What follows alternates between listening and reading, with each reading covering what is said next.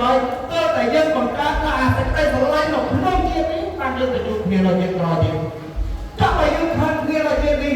សួរថាយើងទៅជួបគ្នាទេញោមរីជាតិក្រោយជួបគ្នាមែនជួបខំណាញោមកម្មពី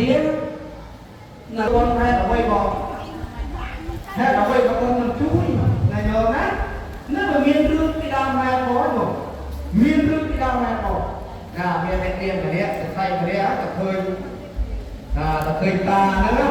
តានឹងតែបានប្រពន្ធគ្មានស្អាតដូចស្អាតទៅញោមរីញោមពោលញោមអីស្មានប្រហែលមិនទៅបានធ្វើទៅទៀតមកថាមាននិស័យចឹងទេទៅរ៉ាអើយមាននិស័យចឹងទេអី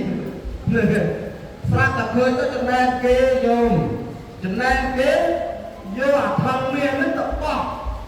ឲ្យតានោះក៏ចាប់រួចដល់ពេលលោករស់នោះទៅប្រាប់អ្នកស្រុកថាតានឹងឯងទៅលួចវាគេចឹងអ្នកស្រុកមក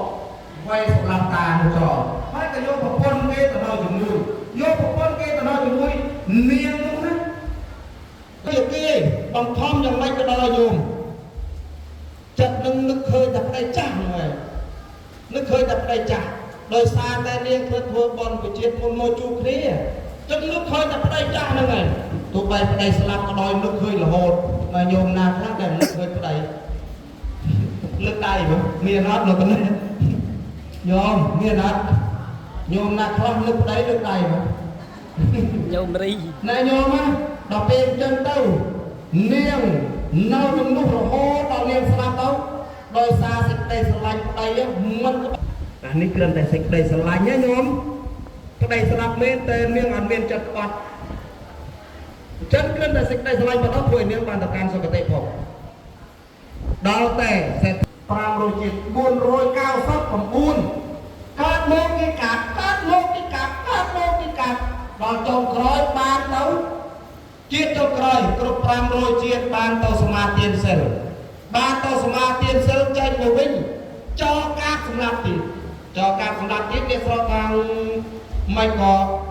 បុណ្យនោះមិនក៏មិនមកជួយសិលមិនក៏មិនមកជួយញោមខ្លះក៏នឹកឃើញចឹងណា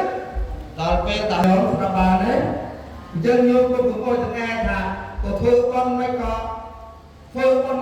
មិនជួយទៅរឹបញៀនមិនក៏ពីចិត្តតែស្អប់វិជាបុណ្យនឹងតែធ្វើឲ្យគេផងមែនទេញោមមែនអត់ញោមត្រូវចាំថាញាតិរបស់យើង